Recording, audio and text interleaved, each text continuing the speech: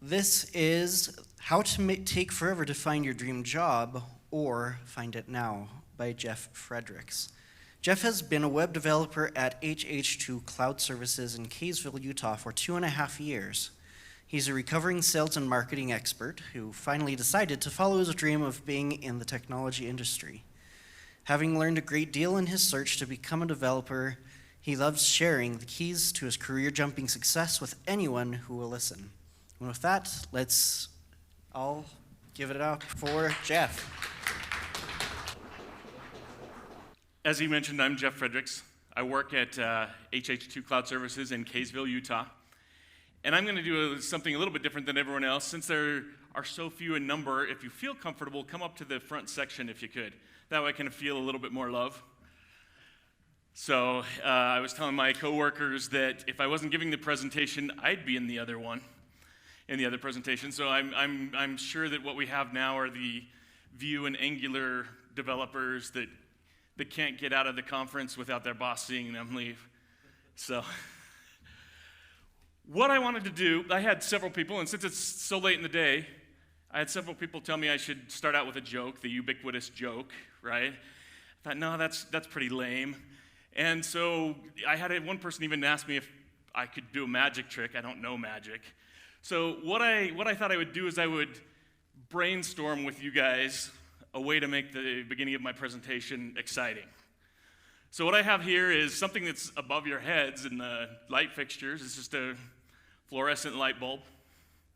And so I thought, I could try and do something amazing with the light bulb. I could balance it. Is that? No, come on. Is that good? Yeah. Okay, not so impressive, right? What else could I do with this light bulb to make it a little bit more impressive? I could make it light up. Nah, not happening. Anything else? I could break it? Why would I do that? So, did I get you?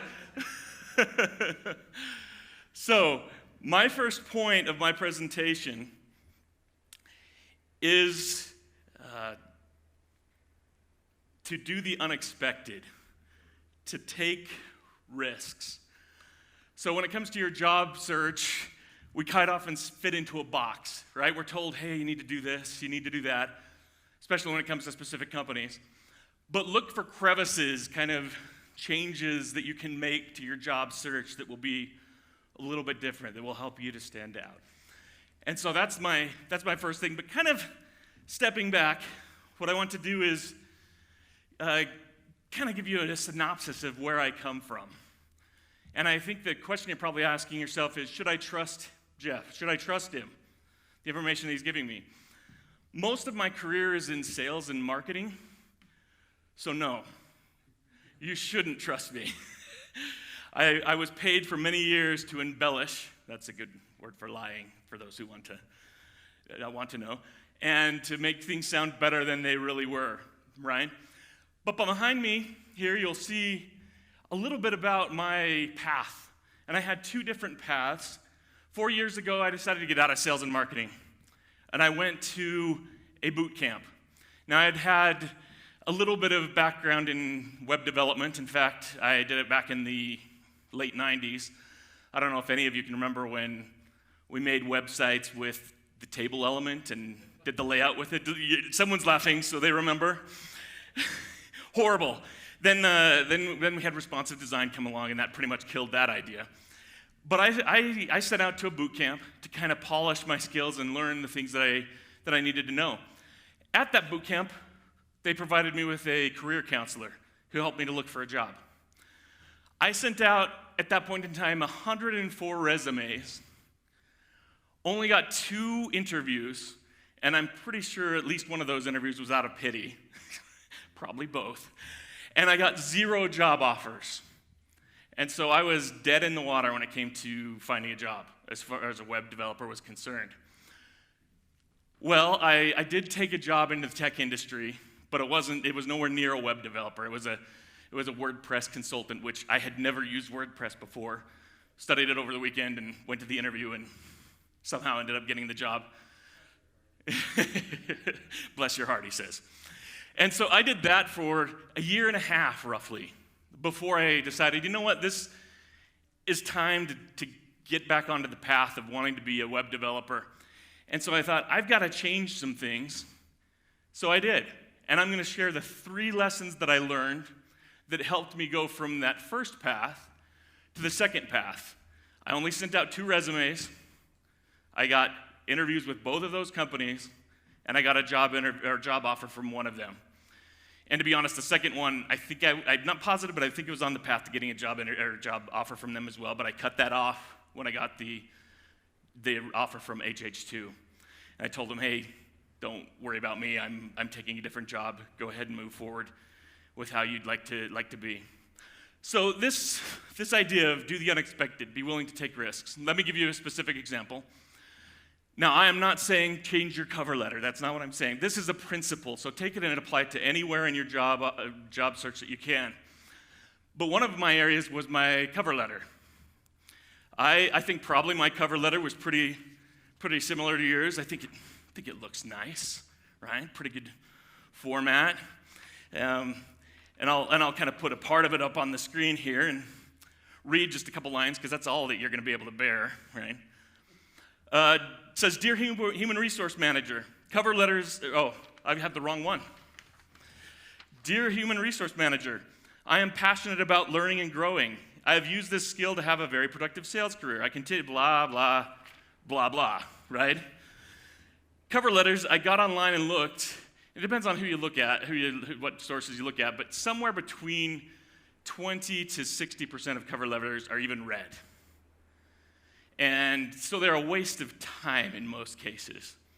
And even when they're read, I'm sure that the recruiters, I'm not a recruiter, obviously, but I picture them, their eyes rolling and into the back of their heads and them going comatose, right? Being bored by what you've written. Well, I decided to take a risk. I changed my cover letter completely. Luckily, with my boot camp, the career advisor was available to me lifetime. So I can go back there anytime and say, hey, I want to find a job, and they'll help me. Went back there and I showed her my cover letter, and if I remember correctly, she kind of almost put her head down on the desk and went, do not send that out. And I asked her, well, why? She's like, I think it's a little bit too risky, a little bit too edgy. So I ignored her, and I sent it out anyway. And I've talked to one of the 2 gentlemen who helped me to get my job at HH2 or hired me, and they told me that my cover letter was one of the reasons that they looked at me and that they hired me, which I don't think is generally the case. Cover letters, like I say, are pretty boring. But this is my new cover letter, and I'll read a little bit of it to you. As you can see, the largest headline is the top 5 reasons to chuck my resume. Right? So I took the bent that I was going to turn it around and give them the 5 reasons they should not hire me. What recruiter is not going to read that? And I started out better. I say, Dear Human Resource Manager, and I've since changed it to when I don't have the name. If I have the name, I put that in there. But I put Dear Future Colleague at this point in time, because I think that's nicer. Cover letters are boring. You don't want to read another one, and I certainly don't want to write another one. So I'll cut to the chase. The thing you want to know is, should I read Jeff's resume? Let me help. The 5 reasons to chuck my resume. Number 1, you're looking for a code monkey. I will not survive in captivity. I am passionate about learning and growing, and if my days are solely filled with putting my head down and mindlessly writing a bunch of menial code, I will die. And so I go on with these 5 points, which I tried to inject a little bit of humor in, right? The next one, you want someone straight from their parents' basement. I felt like that was my differentiating factor, at least one of them, that I had had a career prior to web development. I said I have a breadth of experience in many areas, and I list them, and I desire a role where I can use that experience. Also, I hardly ever wear a pizza-stained Pokemon t-shirt. I've since taken that line out. I thought that was maybe crossing a line because I picture a guy who's sitting there wanting to hire me wearing a Pokemon t-shirt. That's probably not the best idea. But yeah, this got some attention, much like perhaps the light being broken got yours. And it probably made you a little bit more likely to listen to what I'm saying. Look for the opportunity to do something different, Now, that doesn't have to be your cover letter, like I say. It can be in the method you use to do it. You can create a video on YouTube that might be in sensation. You can look for ways to stand out, and don't follow the mold. The second point is equally important. Only use your network. So in that second job search, what I did is I only used my network. I'm not saying use your network. Everyone says that, right? Use your network. Only use your network. Let me explain a little bit about what I mean by that. In my second phase of job search, I used the same manner of finding jobs, meaning I went to Monster or Indeed or Dice or KSL or wherever it is that you find your jobs. But then the very next thing I did is I took that company name and I put it into LinkedIn. I looked it up, clicked on the employee list, and then it comes up and it will tell you what degree you are away from those employees, especially if you're close. I did not even entertain the idea of applying for a job if I didn't know someone who worked at that company, or at least know someone who knew someone. For example, in my current position, I found someone who was a second degree. And so I actually called the guy who knew him. I said, "How well do you know him?" And he said, "Well, he's my cousin. I know him really well. I see him all the time." So he put me in contact with him. I gave him my resume, and he says, "I can pretty much guarantee you to get an interview." So only use your network. And this is an example. This shows you my search for Google, right?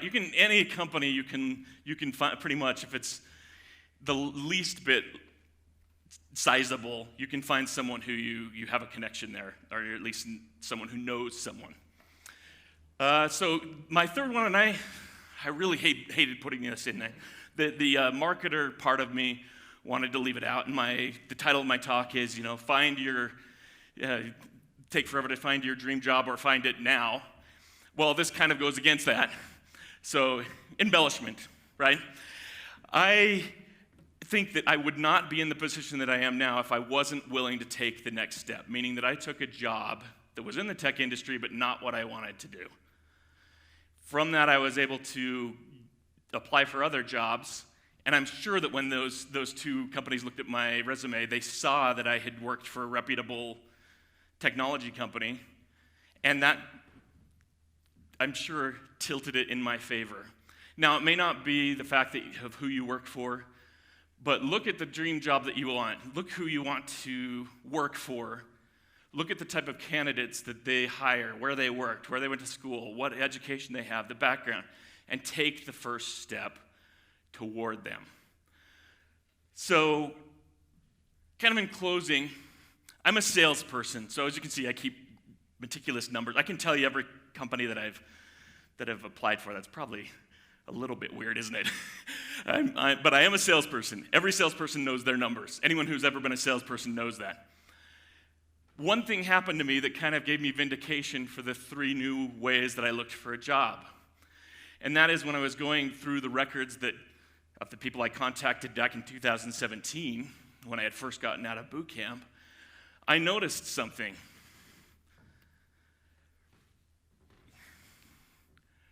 If you can put that right there. Back in 2017, a year and a half before I got my job with HH2 Cloud Services, I applied with HH2 Cloud Services for the exact position that I now hold. So those changes that I made all the difference in the world, and I think they can for you too. So thank you.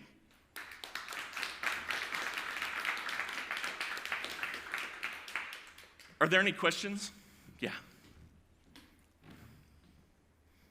You made a comment that I really liked and that interested me. You said one of the ideas you came up with was coming up with a cover letter, but in the video format, like a YouTube video. Do you have any experience with that, or you know anybody who's ever done that? I don't, but that would be an interesting concept and something that would definitely break the mold, right? The first thing is, as a marketer, I think, is how do I get eyes on that, right? What have I got to do to get them? Because that's another step. They've actually got to click a link and go to it. But yeah, I'm sure you could figure out some way to get them enticed to go to a YouTube clip that would help explain more who you are.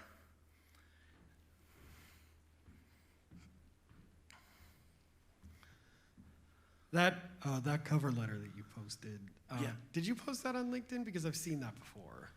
I may have, yeah. Okay. Yeah, I think it may be still there. It's on my, and I know it's on my personal website. That's interesting. I wonder how you came about it, but yeah.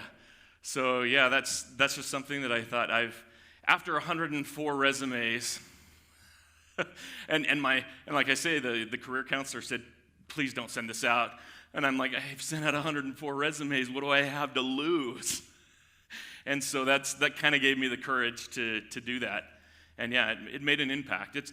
I can definitely see, and her concern was that it could offend some people, which I could see that happening. My response was, well, if they get offended by this, I don't want to work there. And so that was my response. Any other questions? All right. Thank you very much.